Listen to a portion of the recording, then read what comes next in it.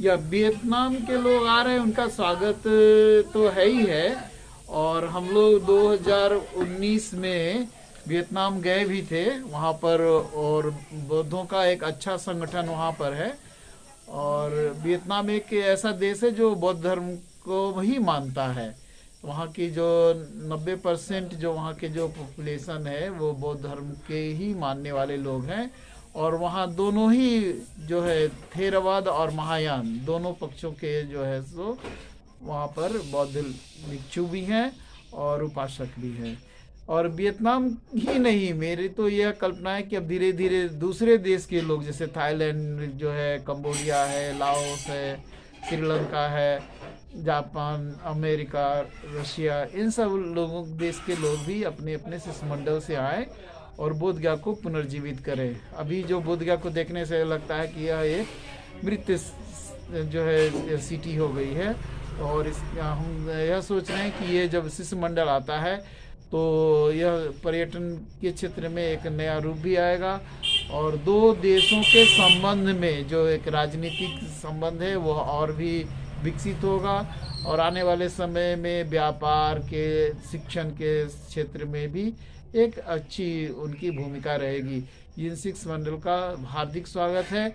और आपको इसी बीच में मैं एक बता रहा हूँ कि 19 तारीख को मैं एक फिर लेक्चर दे रहा हूँ जो वियतनाम में, और उसका टॉपिक ये है, अमेरिका में वियतनाम के बौद्ध भिक्षुओं ने बौद्ध धर्म के विकास के लिए क्या कार्य किया।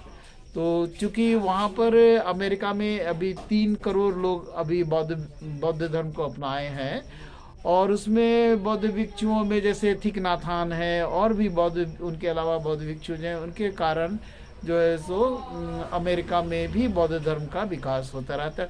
यही मेरा मेन विशेष टॉपिक है जिस पर मैं बोलने जा रहा हूँ 19 तारीख को। और भारतीय समय में 12:30 से 1:30 तक 1 घंटे का यह कार्यक्रम होगा। तो आप लोग का उसमें भी स्वागत है। और वियतनाम तो मैं बहुत ही बार जा चुका हूँ और मेरे को बहुत ही अच्छा लगता है। वियतनाम के लोग भारत के लोगों को बहुत ही मानते हैं। और वियतनाम के जो 60 से ऊपर के लोग हैं, जैसे 70 हैं, 80 हैं, वो कहते हैं कि हमें 1 घंटे के लिए भी बोध गया यदि हम मैं जाता हूँ तो मेरे को एक अलग जो है सो तृप्ति मिलेगी। तो वो ऐसे ट्रेवल एजेंटों को खोज रहे हैं जो उन जो है वो व्यस्त, जो यंग कपल नहीं, जो 70 से ऊपर के जो बौद्ध लोग हैं उनको भी यहाँ लाया जाए। हाँ, उसको उनको लाने में थोड़ी तकलीफ होगी, लेकिन उन ग्रुपों को भी लाया जाए, यही मेरी कामना है। और इसी के साथ में उन लोगों का भव्य स्वागत के लिए आमंत्रण करता हूँ, और बोध गया में उनका भव्य स्वागत हो, लोगों का कॉपरेशन भी हो। साधु साधु। Delegates are coming from the Assembly of Vietnam, and they are in a good number, around 230 people are coming. So it is very fortunate for the Bodh Gaya to receive them and with a warm heart.